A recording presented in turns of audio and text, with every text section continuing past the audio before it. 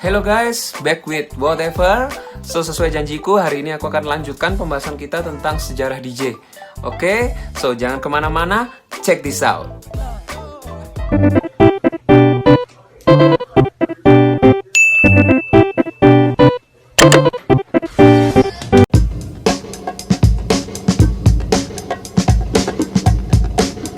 Jadi pada tahun 1969 itu di Amerika sebenarnya banyak dance club yang udah mulai tutup. Nah, dan itu sudah berubah ya, beralih fungsi, kembali lagi kayak dulunya. Jadi berubah menjadi nightclub yang musik-musiknya diiringi oleh band secara live. Kemudian pada tahun 1971, seorang audio engineer ya, itu menemukan sebuah alat yang nantinya menjadi cikal bakal dari mixer. Nah, mixer ini tuh nantinya akan digunakan di antara dua turntable ya, untuk menciptakan transisi dari lagu yang satu ke lagu yang satu supaya semakin smooth ya, jadi tidak terdengar, tidak kelihatan gitulah. Nah, karena adanya alat ini, alat ini tuh akhirnya membantu juga untuk scene disco semakin bertumbuh karena para DJ akhirnya diberikan keleluasaan lebih lagi dalam berkreasi untuk menciptakan transisi-transisi dari lagu satu ke lagu yang lainnya, seperti itu. Akhirnya banyak DJ yang mulai menjadi DJ residen. Jadi dalam artian dia akan menetap di atau perform di klub-klub tertentu itu dalam waktu yang lama, misalnya 3 bulan, 1 bulan, itu sesuai kontrak. Ya, sesuai kontrak dan mulai punya fans, punya follower. Baru di tahun 1973 muncullah DJ Kool Herc. Nah, buat yang belum tahu siapa DJ Kool Herc, di video pertama aku sempat aku bahas siapa itu DJ Kool Herc. DJ Kool Herc ini tuh sebenarnya waktu party Cindy itu dia nggak langsung memainkan tekniknya. Jadi dia tuh sudah mau mencoba musik-musik seperti hard funk, kemudian disco, house, dancehall, itu udah dicobain semua, tetapi kok nggak ada gregetnya. Kok orang-orangnya ya biasa aja. Justru orangnya tuh cuman joget atau orangnya tuh terlihat antusias atau mulai dance itu saat bagian break dari lagu. Nah, kalau kita tahu lagu itu kan biasanya ada verse-nya dulu, bagian dulu awalnya, kemudian ref. Nah, habis ref ada break sebelum di ref yang terakhir di klimaksnya, atau bagian yang kosong tanpa vokal biasanya cuma alat musik aja yang main. Nah, bagian itu yang biasanya diminati sama orang-orang justru. Nah, akhirnya sama si DJ Kool Herc, ya oke, bagian ini aku ambil, dipanjangin, kemudian disambung lagi dengan lagu yang sama, bagian break lagu yang sama dipanjangin juga. Nah, itu disambungin, ya udah dimainin aja mah. Part 1 di part 2, part 1 lagi, part 2, bukan part ya, turntable 1, turntable 2, turntable 1, turntable 2, kayak gitu. Nah, teknik ini dinamakan merry-go-round. Jadi ini pun udah aku jelasin ya di video aku yang pertama. Nah, akhirnya sejak saat itu si Kool Herc itu istilahnya suka banget nyenengin orang lewat party. Jadi dia bener-bener tiap party dia tuh akhirnya membawa gitar, terus amplifier gitar, kemudian bawa 2 turntable, kemudian bawa speaker yang gede-gede, yang kencang banget musiknya, dan dia akhirnya mengadakan party di jalanan. Nah, party di jalanan ini kalau kita tahu, kalau kalian ingat, aku pernah bahas persis di video sebelum ini itu tentang sound system. Nah, karena kan memang DJ Kool Herc kan memang dari Jamaika. Nah, jadi dia terinspirasi dari itu. Nah, hal itulah yang dia terapkan. Just info, pada tahun 1960-an itu sebenarnya kondisi di kota Bronx itu sangat dipenuhi dengan perkelahian antar geng. Nah, akhirnya karena hal ini si DJ Kool Herc akhirnya yaudah deh, aku ngadain party supaya daripada tawuran ya mending kalian battle dance. Oh my god, wow. Nah, itunya akhirnya mulailah terjadi pergeseran dari kekerasan menjadi battle dance dengan para b-boy waktu itu.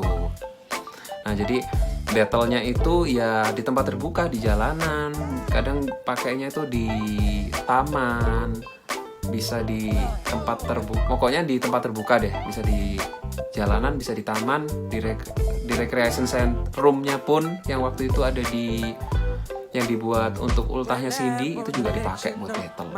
Hasil eksperimen atau penemuan dari DJ Kool Herc inilah yang menjadi dasar terbentuknya hip hop. Ya, jadi makanya waktu itu kan udah aku bilang di video aku yang pertama kalau 11 Agustus akhirnya jadi hari lahirnya.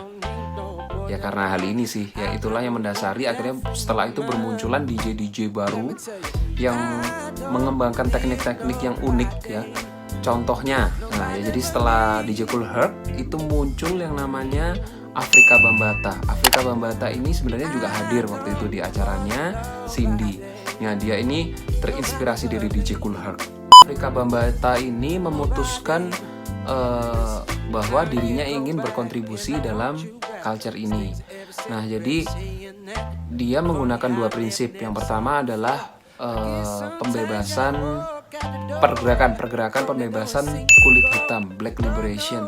Kemudian yang kedua adalah dia menggunakan source dari lagu-lagunya DJ Kool Herc. Itu yang dia combine, dan akhirnya dia pada tahun 77 dia mengadakan party pertama, yaitu digunakan untuk mengakhiri tawuran antar geng supaya semuanya damai. Dan waktu itu dia menggunakan musik-musik elektrofunk. Nah, oleh karena itulah akhirnya si Afrika Bambaataa ini juga disebut sebagai the Godfather of Hip Hop, atau sebutannya adalah Amun-Ra of Hip Hop Culture. Ya.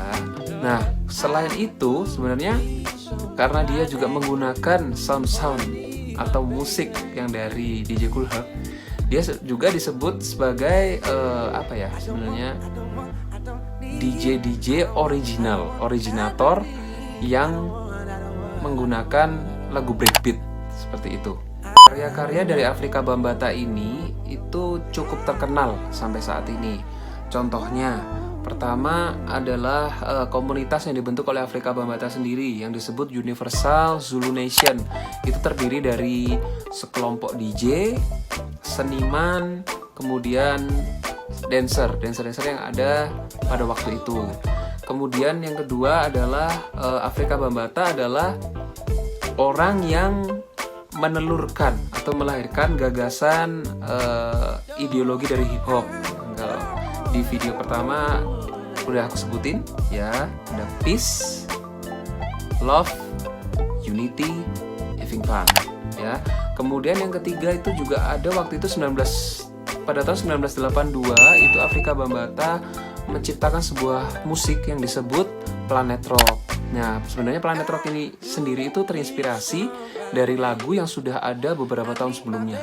Jadi pada tahun 74 ada band musik elektronik yang namanya Kraftwerk ya, itu membuat lagu dengan judul Autobahn.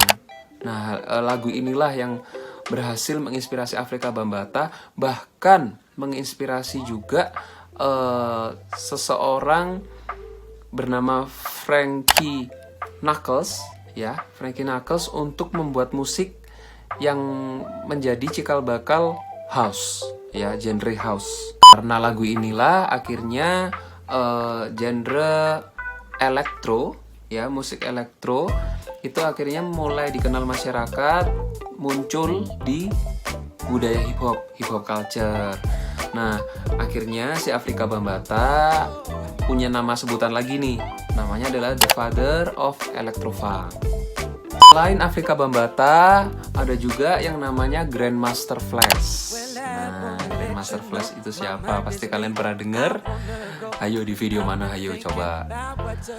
Nah, jadi Grandmaster Flash ini pada tahun 1977 dia menyempurnakan teknik dari Kool Herc. Nah, jadi teknik ini tuh disebut dengan Quick Mix Theory. Jadi dia akan menggunakan headphone untuk dengerin lagu berikutnya sebelum lagu itu nanti dipasangin atau di-playin ke speaker. Ya, jadi misalnya lagu satu lagi play, dia akan dengerin lagu satunya melalui headphone, cocoknya di mana, baru dia masukin, dia play.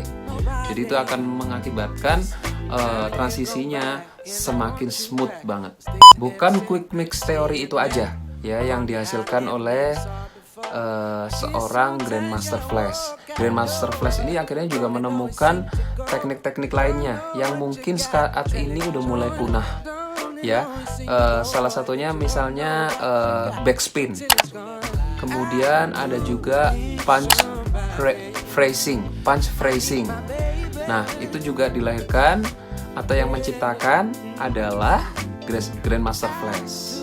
Teknik-teknik baru yang bermunculan ini akhirnya membuka pintu yang namanya turntablism. Nah, jadi turntablism ini pada akhirnya menjadi kayak apa ya, semacam subgenre musik di hip hop. Seperti itu. Jadi turntablism ini semacam paham bahwa DJ ini ternyata bukan DJ, alat musik ini, turntable ini bisa digunakan untuk memanipulasi musik original menjadi musik yang baru. Jadi menghasilkan musik yang baru melalui turntable, itu disebut turntablism. Selain teknik-teknik yang dihasilkan oleh Grandmaster Flash ini juga membentuk suatu tim performance yang disebut Grandmaster Flash and the Furious Five. Ya, jadi tim ini terbentuk pada akhir tahun 70-an. Kemudian pada tahun 79 mereka berhasil terikat kontrak ya istilahnya dengan suatu industri rekaman yang disebut Sugar Hill Records. Nah, akhirnya pada tahun 1982 tim ini menghasilkan sebuah musik yang viral dengan judul The Message. Jadi lagu ini tuh menceritakan tentang kehidupan mengerikan ya, jadi berisi tentang narasi mengerikan kehidupan di kota pada saat itu. Broken glass everywhere. People on the stage, you know they just don't care. I can't take the smell, can't take the noise. Got no money to move out, I guess I got no choice. Bahkan lagu The Message ini itu sudah dipertimbangkan oleh Library of Congress untuk dimasukkan dalam daftar rekaman nasional atau yang disebut National Recording Registry. Tapi seorang kritikus musik yang bernama Vince Aletti, dia menyampaikan sebuah statement bahwa musik ini sebenarnya nggak layak untuk diputar di publik karena lirik-liriknya memancing untuk depresi atau memancing untuk marah. Nah, akhirnya tim ini di-ban dan sudah tidak perform lagi, tapi si Grandmaster Flash tetap maju. Grandmaster Flash ini itu juga punya murid namanya Grand Wizard Theodore, atau pendeknya aku sebut Theodore aja. Nah, tapi meskipun muridnya, si Theodore ini sebenarnya belajar DJ itu dari saudaranya yang disebut Mengen. Nah, si Theodore inilah yang diklaim pada tahun 75 itu menemukan suatu teknik baru yang disebut scratching. Nah, scratching ini tuh sebenarnya ditemuinnya secara nggak sengaja. Jadi waktu itu si Theodore lagi mainin musik, ya pakai turntable. Nah, si ibunya atau mamanya dari Theodore ini bilang, kecilin nih volumenya. Tapi si Theo nggak mau denger. Nah, akhirnya sampailah si mamanya ini sampai mau masuk ke kamarnya. Begitu masuk kamarnya, nah si Theodore kaget. Waduh, ya. Nah, akhirnya langsung dipencet si turntable-nya, si disknya tuh, vinyl record-nya langsung dipencet, kan ke stop. Nah, itu akhirnya menghasilkan bunyi scratch. Gitu mungkin ya, kayak gitu. Nah, itulah yang akhirnya dicobain lagi paling kayak gitu. Jadi akhirnya diterusin, jadi ternyata seru ya. Nah, itu akhirnya itulah kenapa si Theodore diklaim menjadi penemu scratch. Nah, selain genre breakbeat, kemudian ada electro, itu sebenarnya ada genre lain yang tadi sudah aku sebut, yaitu disco. Jadi pada tahun 1977 itu di New York, di Saratoga Springs ya, seorang DJ bernama Tom L. Lewis itu menerbitkan atau apa ya, menciptakan sebuah album yang disebut Disco Bible atau yang pada akhirnya disebut sebagai Disco Beats. Nah, jadi di album itu ada judul lagunya plus beat per menitnya. Nah, beat per menitnya ini nanti yang memudahkan masing-masing disc jockey atau masing-masing DJ junior untuk menciptakan sebuah transisi yang smooth. Jadi bisa tahu kalau ini BPM-nya segini, jadi nanti yang lagu berikutnya BPM-nya harus berapa, kayak gitu. Perkembangan yang cukup pesat ini, nah itu akhirnya dampaknya apa? Dampaknya adalah nightclub dan diskotik akhirnya lahir kembali, muncul kembali, bertumbuh kembali setelah tahun 69 itu udah mulai pada tutup, akhirnya muncul kembali. Dan bahkan ini menjadi standar. Jadi nightclub atau diskotik yang memainkan musik-musik rekaman otomatis diiringi oleh DJ itu sudah menjadi sebuah standar entertainment yang baru. Kita beralih ke dunia industri. Jadi pada tahun 76 itu seorang American DJ atau editor atau produser juga bernama Walter Gibbons itulah. Nah, jadi dia itu meremix lagu 10% yang bukan lagu, meremix album 10% yang dibawakan oleh Double Exposure. Nah, jadi sebenarnya 10% ini adalah album pertama yang dikomersialkan. Waktu itu berisi 12 lagu atau yang disebut dengan maxi single. Nah, sebutannya maxi single. Kalau album yang berisi 12 lagu itu disebut maxi single. Nah, kemudian pada tahun 79 ya, itu ada namanya band yang namanya mirip kayak industri rekaman yang tadi sebelumnya, disebut Sugar Hill Gang. Nah, itu rilis yang namanya Rapper's Delight. Nah, lagu ini yang menjadi lagu hip hop pertama yang ngehits banget. Setelah memasuki tahun 1980 itu perkembangan DJ berkembang pesat banget. Kalau boleh dibilang sih tahun 1980 itu adalah golden era dari perkembangan DJ. Ya, jadi alat-alat DJ waktu itu berkembang banget secara teknologinya. Kemudian kreativitas dari para DJ otomatis juga bertambah karena diberikan kebebasan, diberikan fitur-fitur tambahan terus. Dan bahkan akhirnya musik-musik hasil dari DJ ini tuh menjadi sebuah new normal ya. Jadi dulu tuh juga sudah ada new normal di bidang musik. New normal untuk memainkan musik DJ di radio. Nah, di tahun 1980 ini sebenarnya ada hal-hal detail, beberapa hal detail ya yang ingin aku sampaikan ke kalian. Tapi tunggu di video berikutnya aja ya. Aku janji nanti di part 3 ini adalah part yang terakhir untuk pembahasan DJ. Nah, nanti setelah itu aku akan melangkah ke segmen tutorial. Ini aku yakin pasti yang kalian tunggu-tunggu kan. Namun sebelum video berikutnya muncul, jangan lupa mohon bantuan supportnya. Klik subscribe, like, komen, dan share-nya. Oke, terima kasih banyak buat supportnya teman-teman. Sampai jumpa di video berikutnya. Tetap di Whatever.